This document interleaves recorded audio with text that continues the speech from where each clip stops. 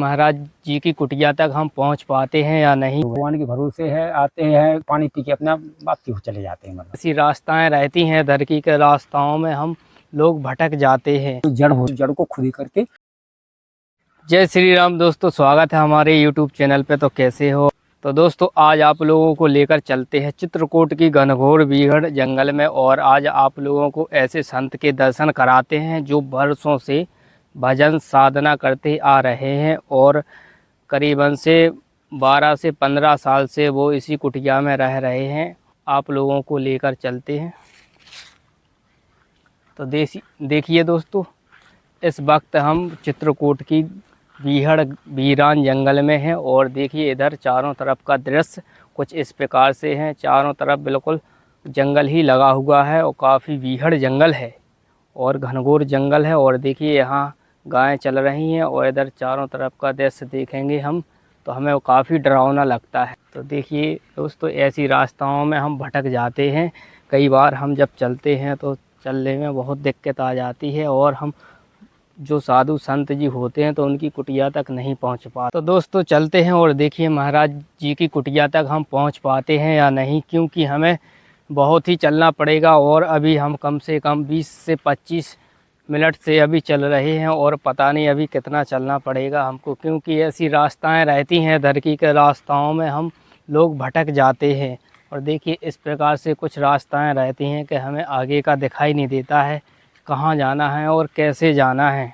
तो देखिए इस प्रकार की कुछ रास्ताएं मिलती हैं जब आगे चलकर, और हमें कोई बताने के लिए भी नहीं मिलता है कि किस साइड में जाएं और कैसे जाएं, कहाँ जाएं। और देखिए यहाँ पर 2 गायें भी चर रही हैं। ये गायें शायद ही महाराज की, हमारे जो संत जी महाराज जी रहते हैं शायद उन्हीं की हो सकती हैं।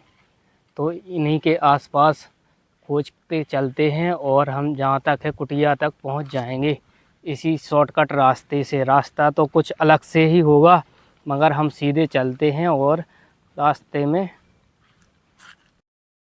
दोस्तों जब हम इस प्रकार से रास्तों में चलते हैं तो देखिए हमें काफ़ी वृक्ष पेड़ पौधे मिलते हैं और ये कांटे वाले पौधे मिलते हैं। और चित्रकूट की घनघोर बीहड़ जंगल है, यहाँ वीरान है चारों तरफ से, वो काफ़ी डरावना लगता है। तो देखिए दोस्तों, हम संत जी की कुटिया के पास में पहुंच चुके हैं और देखिए ये रही थी महाराज जी की कुटिया। कुछ बाहर से इस प्रकार से दिखाई देती है हमें। जय श्री राम महाराज जी।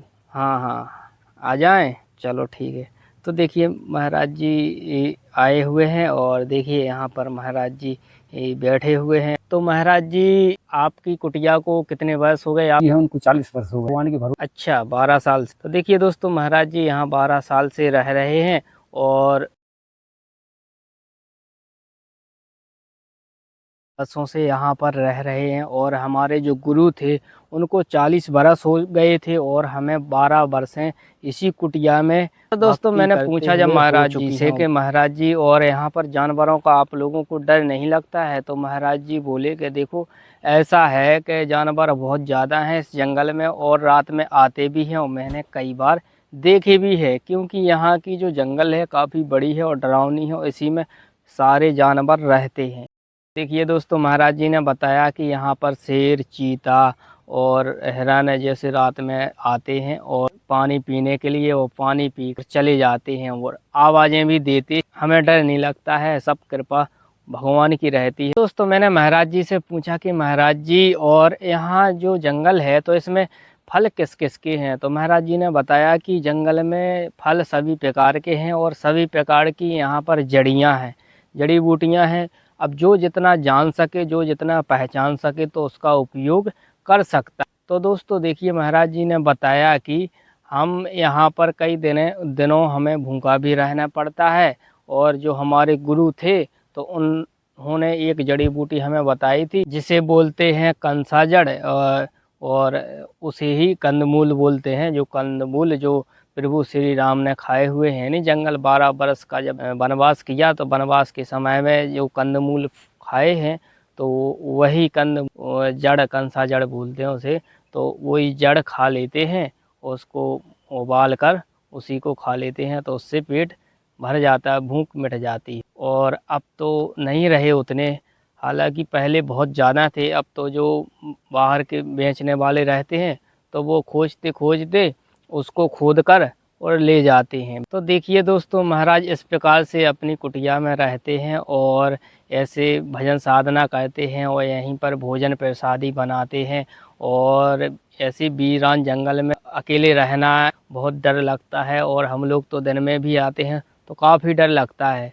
और जब अकेला कोई रहेगा एक जगह और रात में के समय को काटना, ऐसा मतलब हाँसी। दोस्तों, भगवान की भक्ति में बहुत ही ज़्यादा शक्ति होती है। अब जो भक्त भगवान से जुड़ जाते हैं तो उन्हें किसी भी प्रकार की ना कोई चिंता, ना किसी भी प्रकार का डर नहीं लगता है, और ना ही कोई बाधा उनके सामने आती है। तो देखिए दोस्तों, महाराज जी की कुटिया दिखाते हैं आप लोगों को। तो देखिए, ये महाराज जी रहे थे, और देखिए ये इनकी कुटिया का सामना है, और इस प्रकार से कुछ बाहर से दिखाई देती है। और देखिए तिरपालें डली हुई है और सब कुछ पुरानी कुटिया बनी हुई है, साधारण सी कुटिया बनी हुई है। देखिए हुए हैं। अच्छा अच्छा अच्छा। तो देखिए दोस्तों, ये कांटे रख देते हैं महाराज जी, जो कि जानवर नया बंदर आते रहते हैं ऊपर और कूदते हैं। तो और देखिए दोस्तों, वो अंदर चलते हैं यहाँ पर। देखिए दोस्तों, यहाँ नीचे ये बर्तन रखे हुए हैं। अब देखिए ये दरवाज़ा महाराज जी ने बना रखा है, खोलते हैं और अंदर चलते हैं। तो देखिए दोस्तों, ये महाराज जी का यहाँ पर धूना है, और धूना देखने को हमें मिलता है। यहीं पर महाराज जी अपना धूना जलाते हैं, भोजन प्रसादी यहीं पर बनाते हैं, और मटका भी भरने के लिए रखा हुआ है जल के लिए। दोस्तों, इस प्रकार से कुछ महाराज जी की कुटिया रही है, और चारों तरफ से वीरान जंगल में अकेले कैसे रहते हैं महाराज जी, और कैसे भजन साधना करते हैं। तो इस प्रकार से महाराज जी का जो दृश्य था उनकी कुटिया का, चारों तरफ जंगल एकदम से वीरान पड़ी हुई है, और ना ही कोई आता जाता हुआ दिखाई देता है। और कैसे भजन साधना करते होंगे, कैसे अपने दिन का, तो ये तो भगवान ही जान सकते हैं। तो दोस्तों, हमारा वीडियो आप लोगों को कैसा लगा? वीडियो अच्छा लगा हो तो उसे लाइक कर देना, और चैनल को कर लेना सब्सक्राइब। जल्द ही मिलते हैं अगले वीडियो में। जय श्री राम।